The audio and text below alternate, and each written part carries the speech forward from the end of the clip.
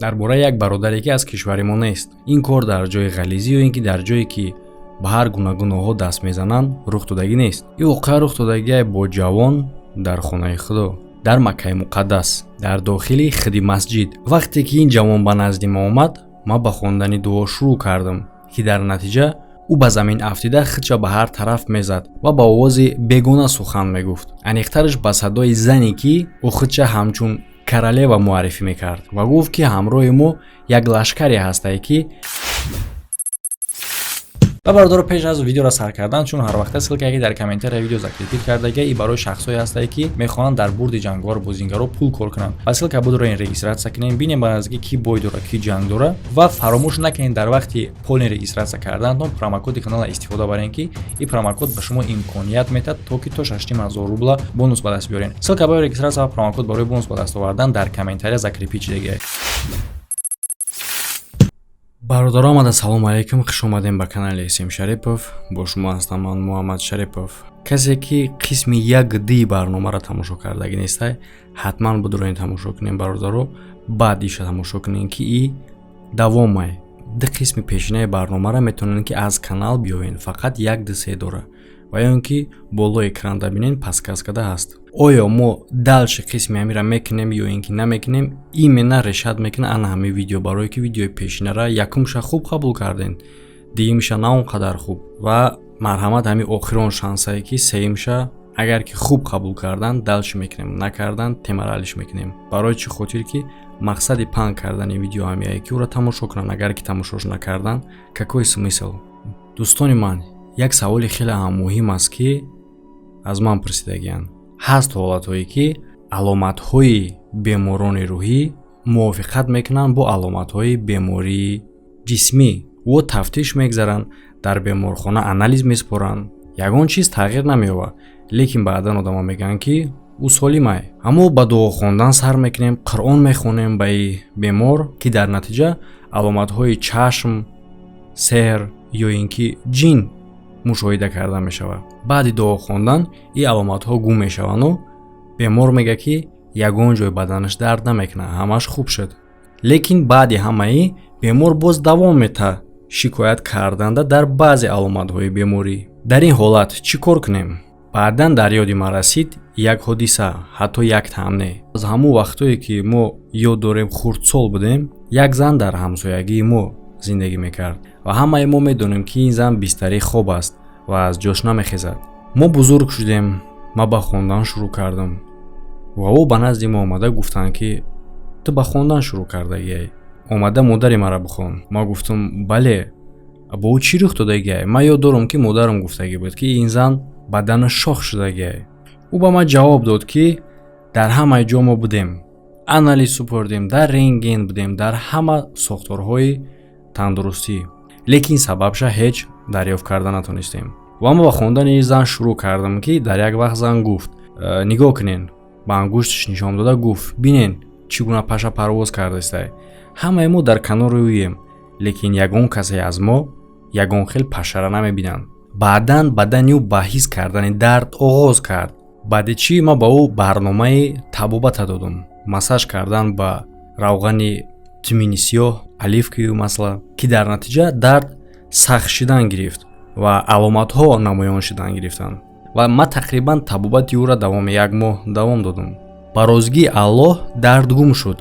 писарои ӯ гуфтанд ки айни замон ягон ҷои аъзои бадани ӯ дард намекунад, лекин ӯ аз ҷош намехест. ва баъдан ман гуфтам ки акнун ту метавонӣ ки ҳоло модарта ба назди ҳамон духтури барӣ ки ту хуб мешиносӣ ва ба ӯ бовар дорӣ. ӯ гуфт ки дар хонаи мо халтаҳои дору аст, ягонтаи ӯ кӯмак намекунанд. ман гуфтам аллакай ҳолат дигар шудагиай, метавонен барен. мумкинае ки дар аввал осеби рӯҳӣ буд ки ба дору намегузоштанд ки ба бадан таъсир бирасонанд. ин хел ҳолат бисёр рух метавад. дар ин бора ҳолати алоҳидае. ман гуфтам гӯш кун тавсияҳои мара ва модарша гирифта ба назди ҳамун табибе рафтанд ки пеш аз ин ӯра табобат мекард. як чанд анализ гирифтанд аз зан ва гуфтанд ки ягон чизи ғайриоддӣ нест ва барномаи табобата навистанд. ба Аллоҳ қасам мехӯрем ки баъди оне ки ӯ ин барномаи табобата иҷро кард, ӯ сиҳат шуд. писараш гуфт ки модари ман ба по хест. ӯ то дами маргша дар пош рост буд ва корҳои хонаро мекард. Тақрибан 20 сари сол ӯ бистарӣ буд. ҳатто модари ман гуфт ки ҳамсоя аз ҷо хест.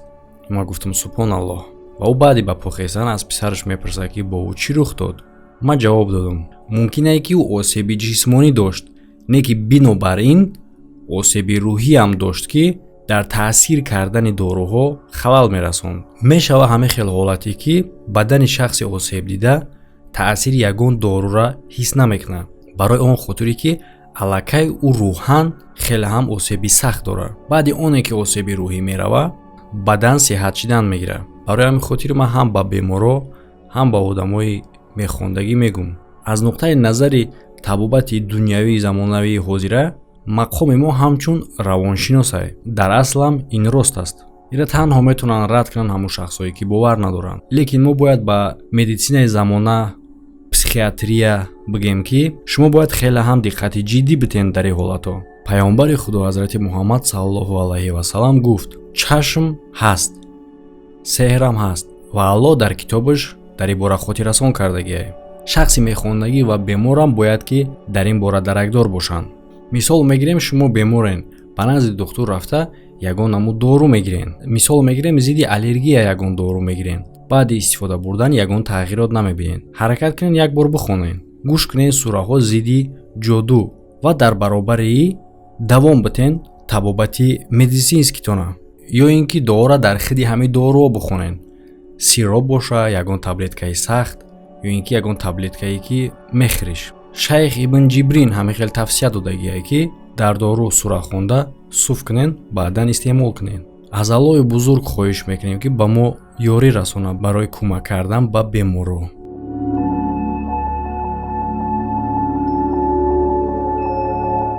дӯстон, дар почтаи электронии сайти мо баъзе саволҳо меоянд дар бораи чашм, дар бораи сеҳр, дар бораи ҷинзадагӣ, дар бораи ҷиндор ва дигар бемориҳо, дар бораи ҳамкории ҷин бо мусулмонҳо, аз нобуд кардани ҷоду бо ёрии дигар ҷоду. дар дигар лексия гап мезанем дар бораи ҳамаи мавзӯъҳо. лекин диққати маро бештар ҷалб кардагиай ҳамун чизе ки бисёриҳо дар бораи чашм гап мезананд, дар бораи қуввати ӯ, дар бораи осебе ки ӯ метавонад расонад. гап дар сарияе ки бисёриҳо рад мекунанд бовар карданда. ҳатто аз байни донишҷӯҳо ҳам вақте ки аз ӯ ягон бемор мепурса, во меган не, ин хел чизанаш мумкин нест. ва ё ин ки мегӯянд ки ман ба ин гуна чизҳо бовар намекунам, ё ин ки ин ҳама дарсҳои корҳои дуруғии шайтон аст. лекин ба назди ман беморро меоянд аз ҷумлаи духтуро, инженеро, ҳар гуна советникҳо ва ҳатто аз гурӯҳи хиди донишҷӯву шайхҳое ки аз чашм осеб дидагиянд ва ҳар як кадомаш ҳолатҳои ҷолиби худшонро нақл мекунанд. баъзе вақт барои хиди ман ҳам ин ҳолатҳо ғайриоддӣ ба назар мерасанд. яъне ки ман мехоҳам дар бораи яке аз ҳамин хел ҳолатҳо гап занам, дар бораи як бародаре ки аз кишвари мо нест. ин кор дар ҷои ғализӣ ё ин ки дар ҷое ки ба ҳар гуна гуноҳҳо даст мезананд рух додагӣ нест. ин воқеа рух додагиай бо ҷавон дар хонаи худо, дар Маккаи муқаддас, дар дохили хиди масҷид. вақте ки ин ҷавон ба назди мо омад, ман ба хондани дуо шурӯъ кардам ки дар натиҷа ӯ ба замин афтида худша ба ҳар тараф мезад ва ба овози бегона сухан мегуфт. аниқтараш ба садои зане ки ӯ худша ҳамчун королева муаррифӣ мекард ва гуфт ки ҳамроҳи мо як лашкаре ҳастае ки ба ҳеҷ ваҷ мо ин ҷавона тарк намекунем. вақте ки ман хондана тамом кардам, аз ин ҷавон пурсидам ки падараш ҳолатеро нақл кард ки хеле ҳам ҷолиб буд. ӯ гуфт ки писари ман ҳуқуқи волидайноша ҳифз мекунад ва дар роҳи хеле ҳам рост зиндагӣ мекунад. ва рӯз мо ҳамроҳи ӯ ба хонаи худо рафтем. ӯ дар назди Каъба нишаста дастоша ба боло бардошту дуо кард. дар як лаҳза канори ӯ гузашт як мард бо кӯдаке ки тақрибан 2 сол дошт ва бадани ин кӯдак шах буд. марде ки кӯдака мебурд ба писари ман нигоҳ карда гуфт: ман мехоҳам ки ту дар ҳаққи писари маам дуо кунӣ. баъдан ин ҷавон дастҳои худша ба боло бардошта мега: о Аллоҳ, ба ин тифл шифо бахш. дар ҳамин лаҳзаи кӯдак дар пои худаш рост истода меравад. дар чашми мардум ҳама шахсое ки дар атрофи ин ҷавон буданд хеле ҳам ҳайрон шуданд. ҳама дар канори ӯ истода ба тарафи ӯ нишон доданд: ина ҳамун шахс аст, ина ҳамин шахс аз худо хоҳиш кард, ҳамин шахс дуо кард ва ҳамин гуна суханҳо. кӯдак аз ҷош хест, кӯдак ба по хест, кӯдак роҳ гашт. муддати на он қадар зиёд аз байн нагзашта, писари ман аз ҷош хест, дар як стакан оби замзам гирифт ва шурӯъ кард ба пошидани об дар қолинҳои масҷид. ба назди ӯ посбон омада гуфт: ту чӣ кор мекунӣ? ӯ ҷавоб дод ки ман ин қолина ба оби муқаддас пок мекунам. ҷавоби ғайриоддӣ: чӣ хела ки ту пок мекунӣ? Ба ӯ гуфтанд накун. лекин ӯ давом медод ба кори худаш. Мегуфтанд ки накун, ӯ гӯш намекард, ки дар натиҷа посбонҳо ӯро дастгир карданд. барои чӣ? Барои оне ки ӯ тартиботи масҷидро вайрон кард. ӯро дастгир карданд ва ман ҳамчун падари ӯ ба ин кор тамошо дорам. писари ман бо ҳолати хела асабоният доду фиғон мекард. посбонҳо ӯро дастгир карданд барои он хотире ки ба ӯ итоат накард. баъдан ман маҷбур шудам ки ҳамроҳи ӯ рафта писарма ором кунам ва ба посбонҳо гуфтам ки ӯ девона аст. ман хостам ки аз дасти ӯ раҳо кунам писарма, лекин ӯ дод мезад ки ман девона нестам.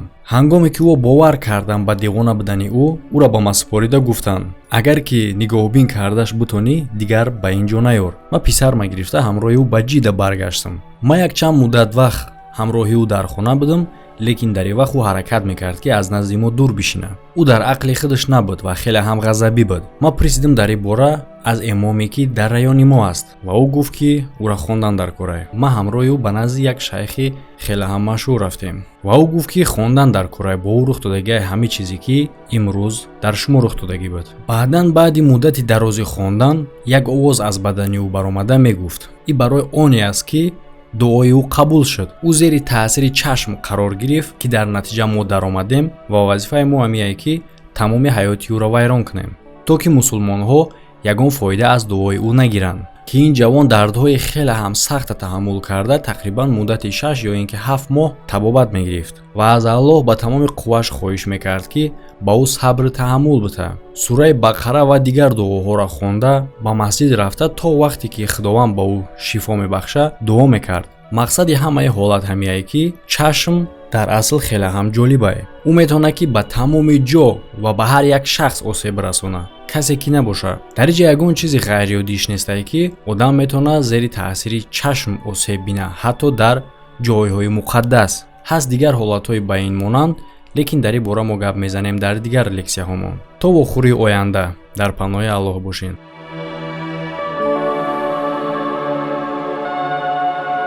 агар давоми ҳамин намуд барномаро хостен, видеоро максимална дастгирӣ кунен, яъне ки чухел комментария бинависен, лайк монен ва ба куҷое ки метавонен падилитса кунен. ҳамада хайр, то видеоҳои оянда.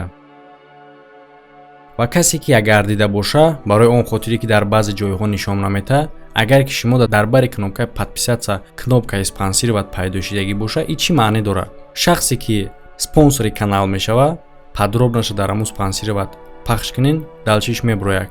шахсе ки спонсори канал мешава, имконият дорад ки ҳамаи видеоҳое ки мебароянд барои ҳамагон, ӯ бе реклама тамошо кунад, бе ягон реклама. ин кнопкаи спонсировать барои тамошобинои оддӣ ягон хел тағйирот ворид намекунад.